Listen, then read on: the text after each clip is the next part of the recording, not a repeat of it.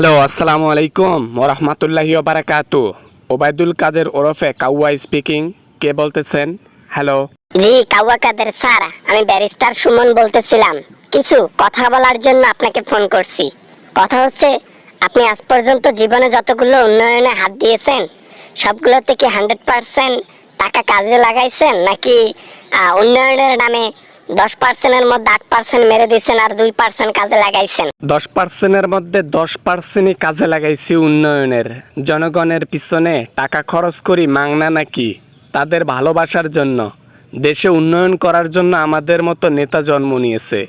আমরা এমন কোনো কাজ করব না যেখানে জনগণের ক্ষতি হয়। জনগণের টাকা মেরে খাইতে পারলে আসলে নেতা হওয়া যায় না।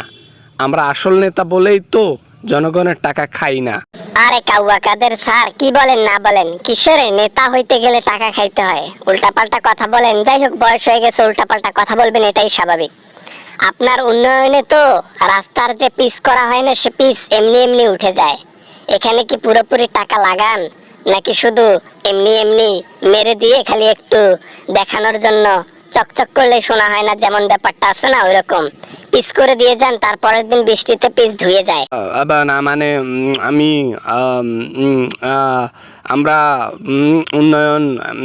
উন্নয়ন তো করেছি। আমরা এখন বৃষ্টিতে পিচ উঠে গেলে সেখানে আর কি করার? আমরা তো নিজে গিয়ে ওখানে কাজ করি না। মিস্ত্রির দোষ হবে। মিস্ত্রি হয়তো বা একটু উল্টাপাল্টা কাজ করছে, যার কারণে পিচ বৃষ্টিতে উঠে যায় আর কি। 10%-এর 8% মেরে দেওয়ার ফল এটাই হয়। যেখানে উন্নয়নের 90% টাকা বিদেশে পাচার করে নিজের অ্যাকাউন্টে রাখা হয়, সেখানে 2% উন্নয়নের কাজে বৃষ্টিতে পিচ উঠে যাবে, এটাই তো স্বাভাবিক। দ্রব্যমূল্য নিয়ে এখন কিছু কথা বলি। দ্রব্যমূল্যের দাম ঊর্ধ্বগতিতে, বাজার দর বেড়েই চলেছে। এতে গরিবেরা কষ্ট পাচ্ছে। কেউ কেউ তো আছে এমনও 3 বেলা খাইতেই পারে না। তাদের কি করবেন?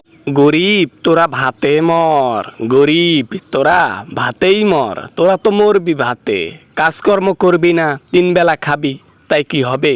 কাজকর্ম করতে হবে। গার্মেন্টস এবং টেক্সটাইল যেগুলা বেসরকারি প্রতিষ্ঠান রয়েছে, সবগুলোর বেসিক বেতন এখন 14,000 13,000 করে দেওয়া হয়েছে। এরপরও বাংলাদেশের মানুষের অভাব দূর হয় না। এদিকে 14,000 টাকা স্যালারি করেছেন বেসিক বেতন জনগণের জন্য, আর ওইদিকে পটল কিনতে গিয়ে 200 টাকা খরচ করে কিনতে হয়। 1 কেজি আলু কিনতে গেলে 80 টাকা দিয়ে কিনতে হয়। 1 কেজি মরিচ কিনতে গেলে 500 টাকা যায়।